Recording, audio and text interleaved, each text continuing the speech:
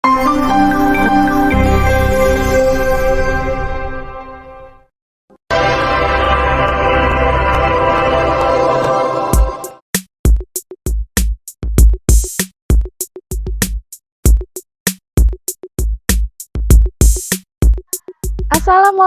warahmatullahi wabarakatuh. Perkenalkan, saya Halimatus Sa'diyah, calon guru penggerak angkatan 9. Pada hari ini, saya akan melakukan wawancara dengan kepala sekolah terkait dengan modul 3.1. Pada modul 3.1 di sini, kita akan membahas bagaimana pengambilan keputusan berdasarkan nilai-nilai kebajikan. Wawancara yang akan saya lakukan dengan kepala sekolah terkait dengan permasalahan-permasalahan yang terjadi di sekolah, utamanya permasalahan yang berkaitan dengan dilema etika. Yuk kita ikuti bagaimana. Assalamualaikum warahmatullahi wabarakatuh. Waalaikumsalam warahmatullahi wabarakatuh. Maaf Bapak, nih saya mengganggu waktu Bapak sebentar. Ini begini Pak. Kami pada modul 3.1 ini Pak, kami dari calon guru penggerak ini mendapatkan tugas bahwa kami harus mewawancarai 2 kepala sekolah Bapak, yang mana di sini terkait dengan dilema etika.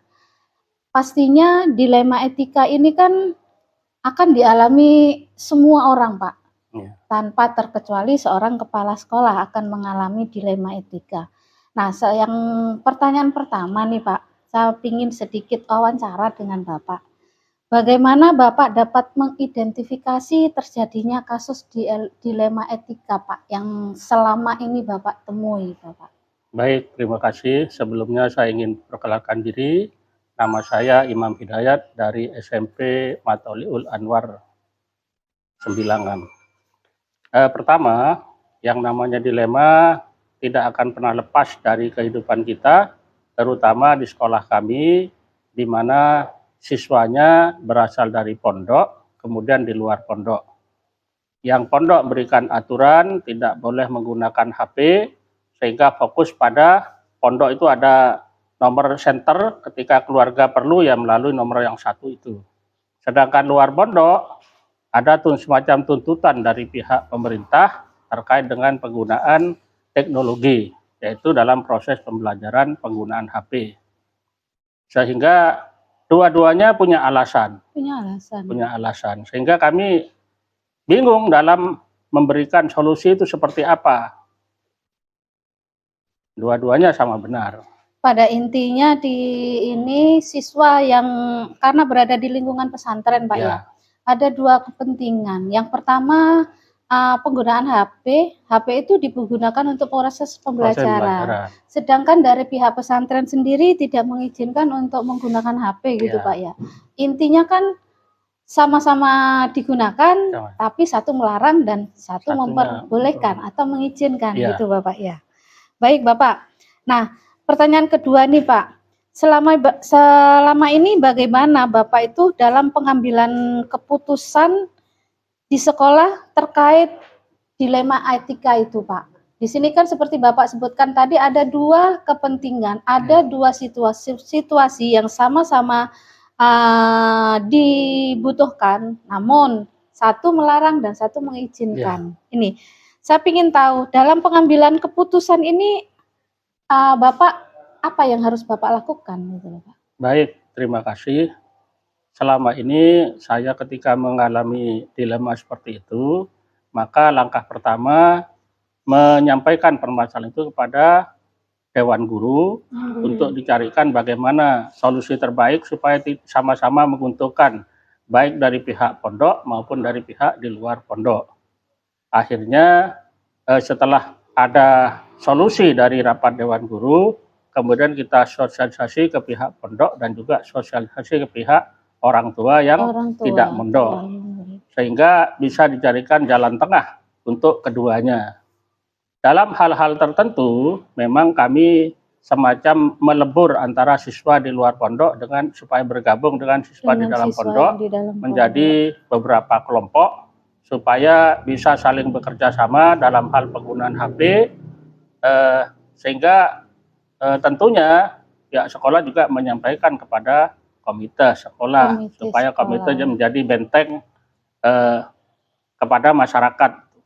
Jika ketika ada permasalahan, pihak komite bisa menjawab kebijakan sekolah, yaitu dengan cara kelompok bisa bekerja sama dengan yang di luar sekolah yang diperkenankan membawa HP. Karena kalau tidak membawa sama sekali, maka nanti tuntutan pemerintah ketika ada pengawasan ini kita tidak bisa menjawab. Ini Pak ya, kalau saya ambil poinnya tadi, Bapak lebih skala prioritas. Ya, ya, begitu. Yang pertama prioritas dan yang kedua adalah kepentingan bersama. Mana yang lebih urgent untuk diselesaikan dan terkait dengan kepentingan bersama. Betul. Seperti tadi, bagaimana kalau pada kasus siswa membawa HP itu, gimana caranya HP ini bisa digunakan baik dalam KBM maupun di lingkungan pesantren, namun tetap dengan pengawasan gitu, ya, Bapak. Betul. Iya. Ini Pak, tadi Bapak sudah jelasin juga bagaimana langkah-langkahnya mengidentifikasi dilema etika itu tadi. Nah, saya ingin tahu Pak, hal apa saja yang selama ini menjadi tantangan bagi Bapak dalam mengambil suatu keputusan pada kasus dilema etika ini, Pak? Baik, kalau tantangannya tentu jauh lebih besar karena siswa mengikuti proses pembelajaran di sekolah hanya sebentar.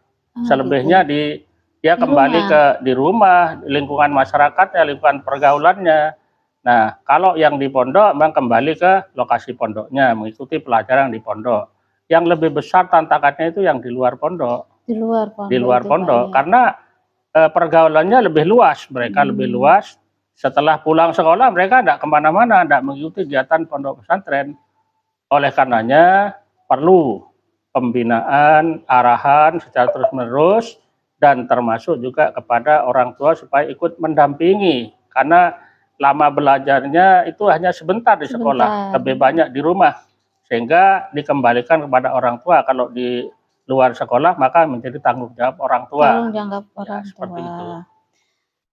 Ini Pak ya, masing-masing siswa itu kan beda karakter. Betul. Dan juga beda kulturnya, dari wilayah mana. Nah, ini yang kalau saya simpulkan tadi merupakan tantangan tersendiri buat Bapak. Betul. Bagaimana dari siswa yang berbeda-beda karakter, berbeda-beda asal, ini Bapak bisa mengambil suatu keputusan dilema etika itu akan menjadi istilahnya win-win solution gitu Pak ya. Solusi terbaik buat kita semua. Baik Bapak, ini pertanyaan terakhir Pak.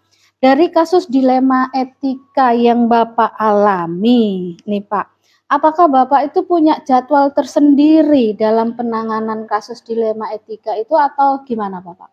Kalau jadwal secara khusus saya kira tidak begitu diperlukan, karena masing-masing guru mapel itu tidak punya jadwal yang khusus terkait dengan proses pembelajaran. Terkadang juga menggunakan buku paket, terkadang juga menggunakan yang lain yang mungkin sudah disiapkan oleh Bapak Ibu guru terlepas dari penggunaan teknologi. Tetapi ada saatnya untuk memperkenalkan penggunaan teknologi itu diperlukan sesuai dengan tuntutan zaman sekarang. Intinya untuk pengambilan keputusan itu kondisional. Kondisional, gitu, Pak, ya? Tanpa harus ada jadwal tersendiri. Karena kalau kita perhatikan setiap dilema etika itu munculnya kan tidak sesuai jadwal gitu Pak ya. Tidak terjadwal. Begitu muncul dilema etika berarti saat itu juga Bapak harus ambil keputusan seperti sesuai langkah-langkah yang Bapak jelasin itu tadi ya. Cuma memang perlu disampaikan kepada semua guru supaya bisa memahami kondisi seperti itu. Supaya jangan nanti guru satu melarang guru yang lain menganjurkan, supaya tidak terjadi seperti itu. Kembali ke tadi komunikasi itu Pak ya. Intinya di komunikasi, bagaimana komunikasi itu terbentuk, di situ Bapak bisa mengambil suatu keputusan yang intinya tadi untuk kepentingan bersama itu tadi. Waduh, nih pembelajaran baru Pak buat saya ini. Bagaimana seorang pimpinan itu bisa mengambil solusi terbaik karena kalau saya perhatikan dilema etika ini tidak ada yang salah Pak. Di sini benar semua. Nah, ini tuntutan kita seorang kepala sekolah, terutama Bapak tadi sudah menjelaskan panjang lebar bagaimana langkah-langkahnya, tantangan apa yang ditemukan. Ini merupakan ilmu baru Pak buat saya Pak. Baik Bapak, terima kasih waktunya. Mohon maaf saya sudah mengganggu aktivitas Bapak. Mudah-mudahan apa yang dijelaskan oleh Bapak ini bisa saya ambil hikmahnya dan insya Allah bisa saya terapkan nantinya. Amin. Dan saya juga mohon ini Bapak sambung doa, insya Allah mudah-mudahan saya bisa menyelesaikan kegiatan calon guru penggerak ini dengan baik pada Amin. akhirnya. Amin. Terima kasih Bapak. Assalamualaikum warahmatullahi wabarakatuh. Waalaikumsalam warahmatullahi wabarakatuh.